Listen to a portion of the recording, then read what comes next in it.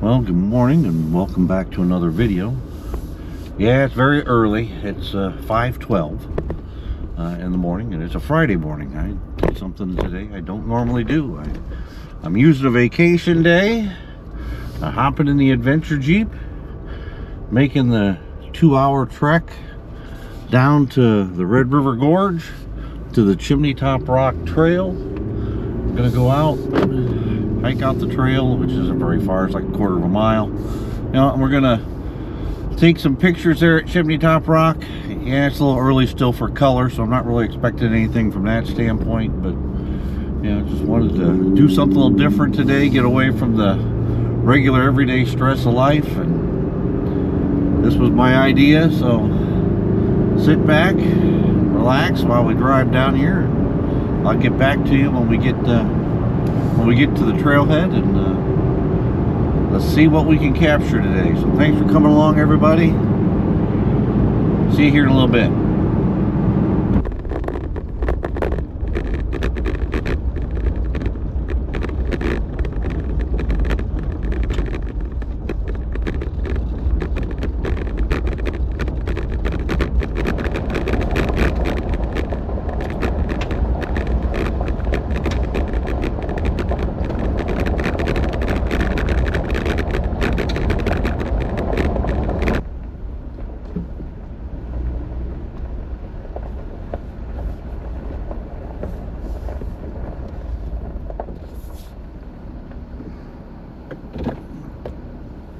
All right, so we made it to the trailhead here at Chimney Top Rock Overlook. It says it's a quarter of a mile. Here you can see, right here off the sign.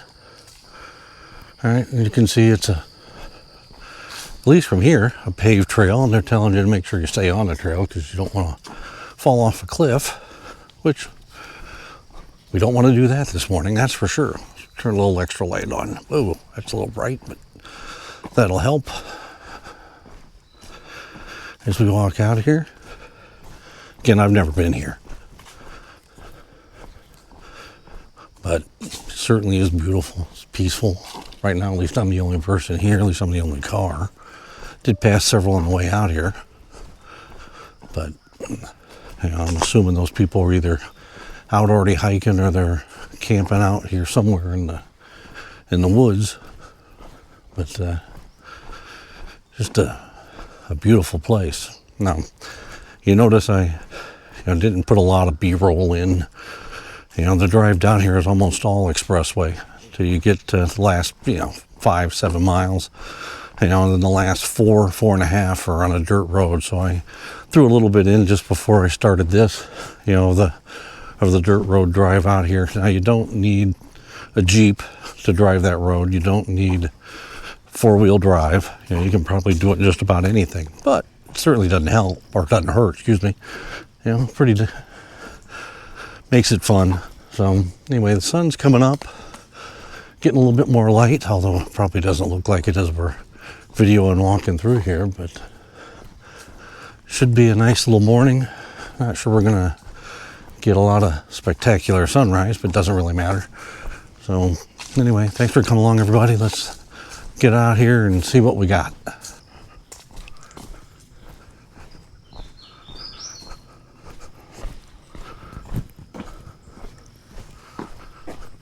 All right, so we've hiked out here, and it's pretty tree covered as you walk out the trail. I mean, you can't really see a lot, but every once in a while there'll be a little side trail off that you can kind of see. They say to stay away from those because it can be pretty dangerous. Kind of like this here, see? People have fallen to their death.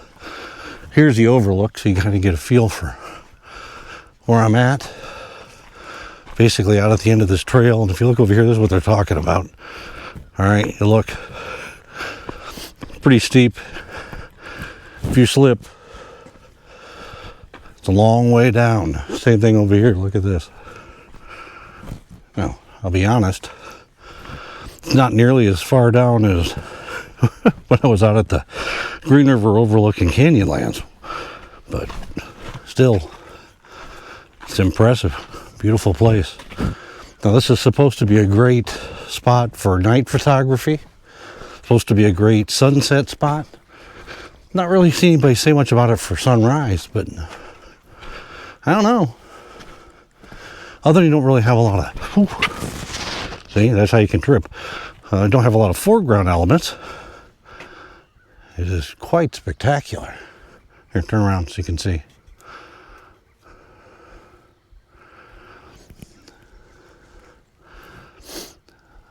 So what I think I'll do, I'll have a little bit of inversion over here. What I think I'll do, take a couple different shots, but we'll try to do a pano, and we'll do a couple other things just to capture this. The sun's due to come up here in the next 10 minutes or so. Should be behind us over this way, okay? Because we are facing west, or pretty close to being facing west, but I think I may get up on these rocks and try from there, just to get a little bit above some of this fence, see if I can get around that, but not bad. No, this morning I brought out my GoPro and I brought out a tripod of my regular, 0-1 Mark II stuff.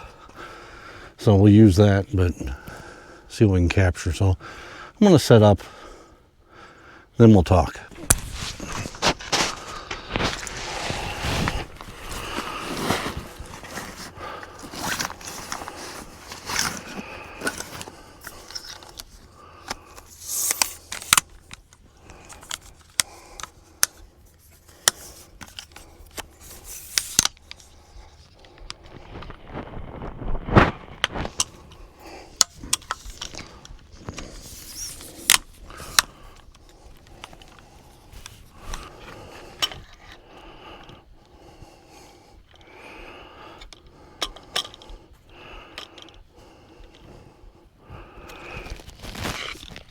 Alright, so not sure how much I'll be setting up you could see there, but what I've got,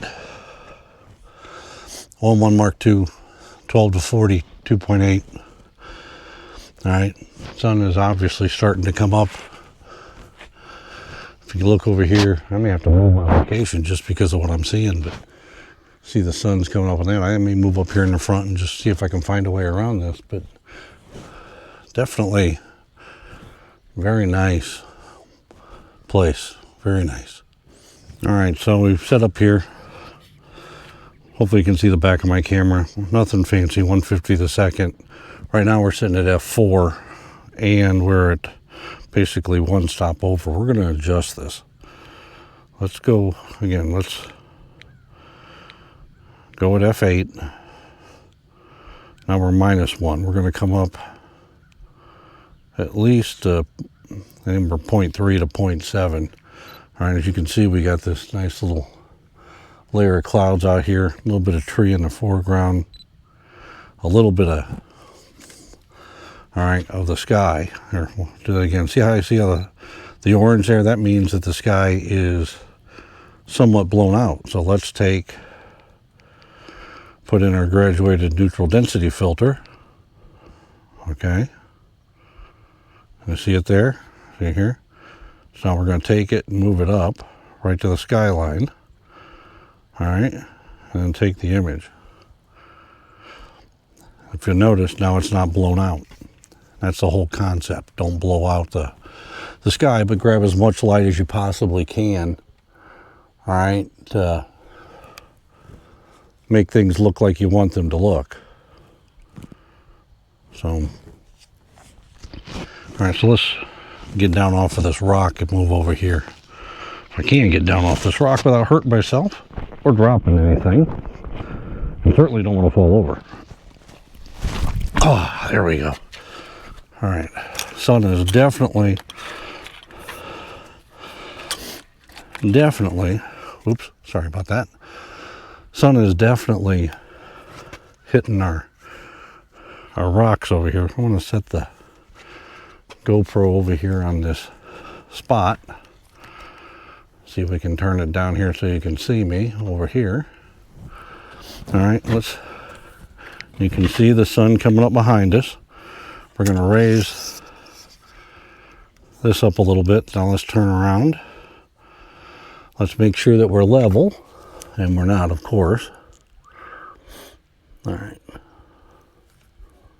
Now we could be using, one of my, or at least my 8 to 18. We're not doing that this morning. All right. We're trying this, and I may switch that around here in a second just to see what I can get, but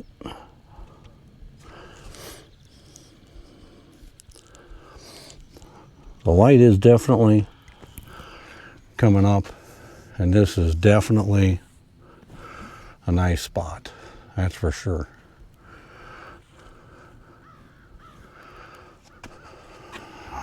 Let's see.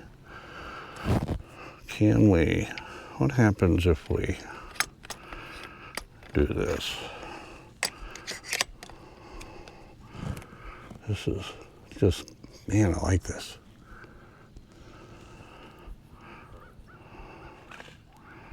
And we're going to get some of it no matter what we do, but first thing we're going to do is we're going to reset, turn off our ND at this point. It's still on there for 0.3. I want to get to where I can tell that I am level. Once I can do that,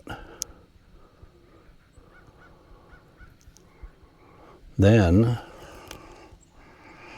I might be able to capture a nice big pano. Now we're not going to want you to be in the image, so we'll pick you up, move you over here with me. All right, and this is kind of what you're looking at. So I don't know how all this will turn out, but we're going to do it anyway. So now, first thing we do, put our hand in front of the, kind of hard to do when you're holding a GoPro, so let's set it down. All right, so as we've talked about in the past, I always put my hand in front of the first, before the first image, so that way I know where they start. All right, so here we are. I don't know how many we'll take here of this, but again, you look out here, we're going to try to get as much of this in as we can. We're good? All right, so let's go. All right, so you want them to overlap. So again, you turn, and you take the image, turn, take the image, turn. You want everything to always try to overlap. You don't want to mess up. And what is interesting is we seem to be skipping my 2-second delay, which bothers me a little bit, but we'll manage.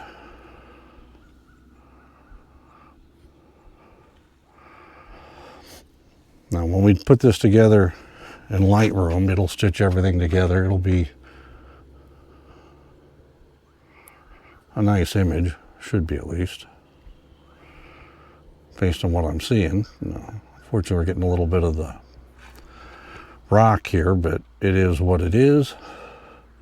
Or the fence, I guess, is a better way of saying it. But there's not really a way around it.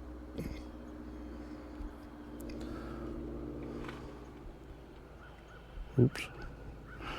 Move that a little bit. I didn't forget to tighten that down, but we're going to keep going. We can do a second one of these just to make sure we didn't mess up with that. There we go. Last one.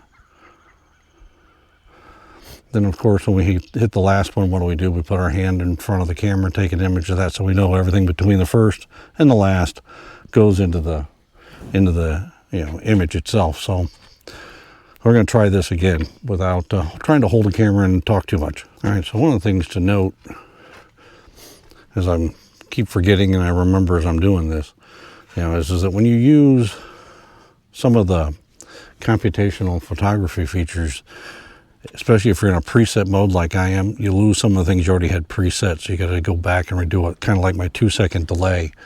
All right, so you either have to be able to work without it, or you have to go in and put it back in. It is unfortunately, it is just the way it works. So again, here, back of my camera.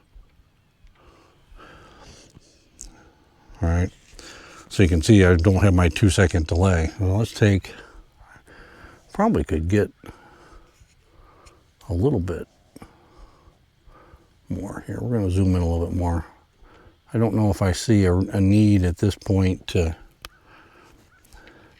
use my 40 to 150, but it is truly spectacular as the sun's coming up. I mean, it must be coming right down the trees, because again, you see how it's lighting up the rocks, and eventually it'll move down to the valley. Now, if we had color here, wow. In a few weeks, I'm going to try to come back here towards the end of October, and hopefully we'll have, out here in front of us, we'll have some more color, or at least a little bit of color, probably fewer leaves, see what it looks like. But wow, I mean, you can see the sun over here. If you look, see how it's lighting that up, but you can see how it's moving down through the trees. That's as the sun's coming up behind. That's what happens. So as it gets higher, it'll illuminate, the valley. Over here, you can see the same thing. All right.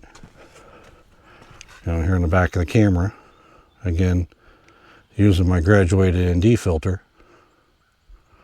All right, so what are we getting for an image? Kind of hard to tell. All right, on the back of my screen in this light, but I think they're pretty decent. We'll find out. Certainly, when we get to the end here, or end of shooting out here, what I will do, matter of fact, I'll just say it now.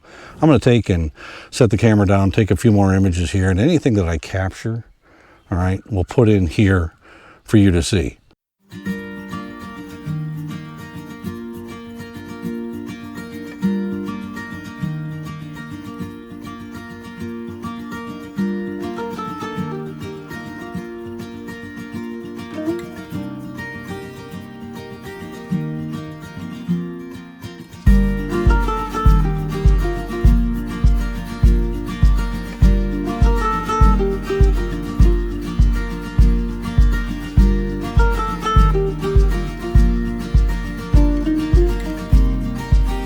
All right, so we finished up out at Chimney Top Rock. Hopefully you like some of those images I captured. Yeah, I think some of them turned out okay. I haven't seen them yet, obviously, but we'll see when I get home. So now we're heading across the parking lot. There's the parking lot. There's the adventure Jeep. All right, trailhead for Chimney Tops back there behind the Jeep. Now we're over here at this, called Princess Arch. It says it's a quarter mile out. Princess Arch Trail 233. So we're gonna walk out this trail. Of course, it does say again, dangerous cliffs. See if we can find the arch. Maybe take an image or two there. So let's see if we can get out here without getting too hurt and see if we can find something.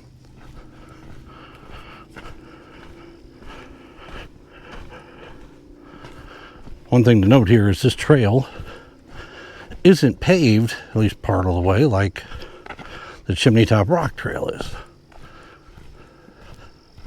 All right, so we've been hiking out the trail. We're almost to the arch. One thing I'll tell you about this one is it's got a lot of ruts and stuff along the way, and like you can see here, this tree is obviously fallen over, made this nice little divot to, try to cross through, which isn't bad. It's not that it's a problem, it's just things to be careful of when you're coming out here.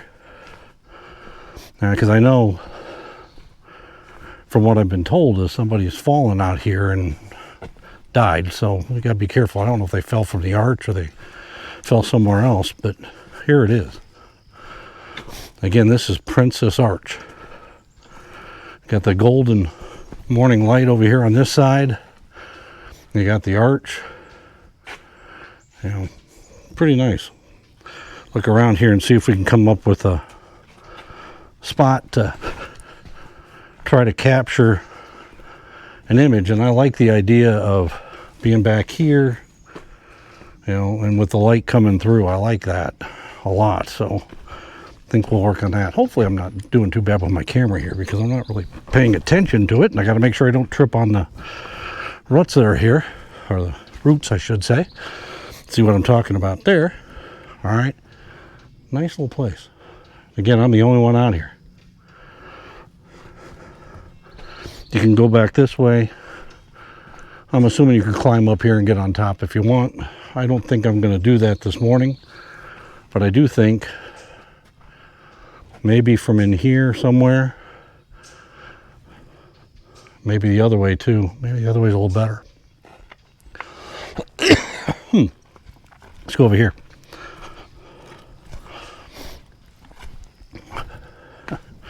Maybe over here is a little bit better, maybe not. It's hard to walk through here. Let's see. I think we'll use wide angle. I don't know. I don't know if how that's going to look in the image, but we're going to set up somewhere around here, see what we can capture. So let me get my stuff out.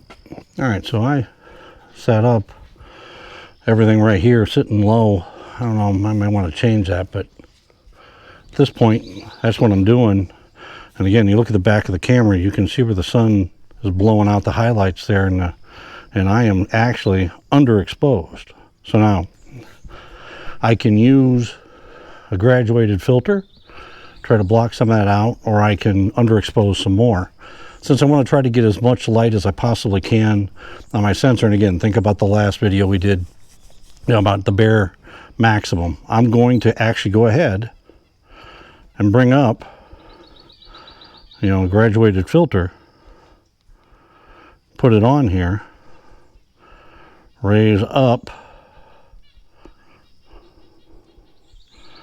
raise it up a little bit, which you can see here what I've done. Now what that'll do, let's do it this way. So if you look here, see, we're still -7, but I can change that. All right, so how I do that, hit OK, see that there? I want to change the shutter speed. So now look down here. See, if I go faster, it makes it worse. This means I got to slow it down. Now I'm at 0. I want to go a little bit above. All right, so let's go 0.7 above. Now when you do that, obviously, it takes you out of this, but we're going to shoot with that. And again, remember, I lose my 2-second delay. So what that means is I'm counting on the image stabilization here in the camera to help me out. All right, and I am shooting as wide as I can go, which is 8, which would be full frame equivalent of 16. So now, does this turn out? Certainly we're dark here, all right? And the idea here with, again, exposing a little bit to the right is try to capture as much in the shadows as you can. So hopefully we'll get some detail when we post-process this. Hopefully we'll be able to grab some things out of there that maybe right now you can't see as you're looking at the back of the camera. One more. All right, so I think what I'll do is take a couple more images here before I head back. So if I capture anything out here that's worth looking at, I'll put it in here for you to see.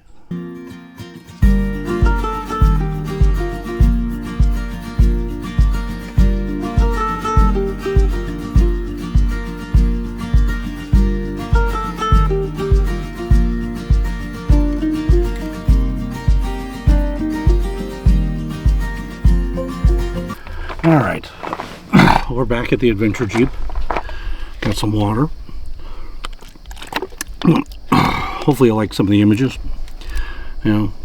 First time I really ever taken a day off without the missus, and just without it being a birthday or something like that, and just went out on my own to do something. So it's kind of nice.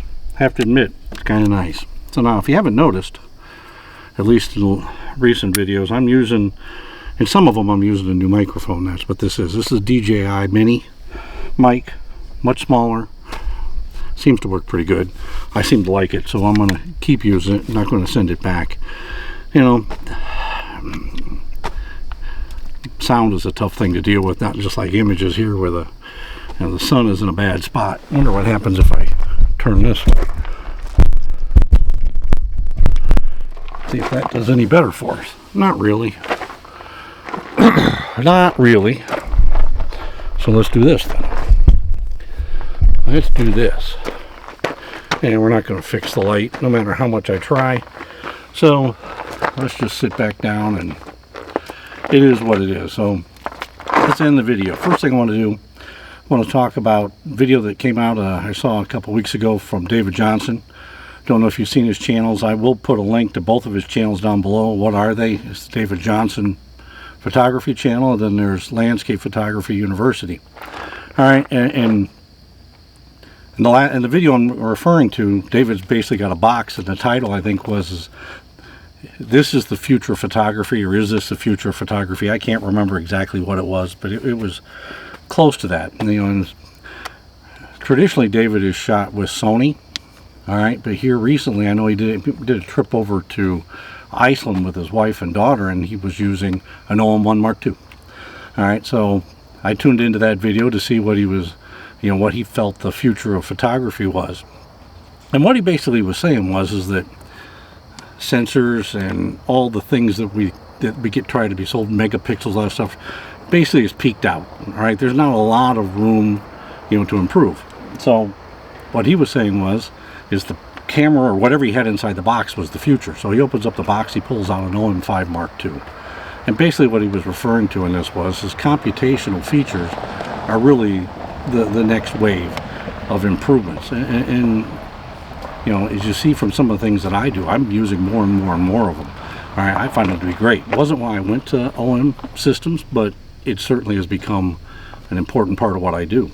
You know, and he was really basically just saying that this is really what people need to be doing, and all the camera systems are going to be doing it. You know, so if in fact computational features are the future, and it sure seems like they may be, you know, being in an OM systems, you know, camera, you're on the forefront of it. Now, will they stay at the forefront? That's hard to say over time, but certainly these features make a big difference. I enjoy them. All right, and hopefully you do. Hopefully those of you who use the OM systems cameras, when you get out, you're using them as well.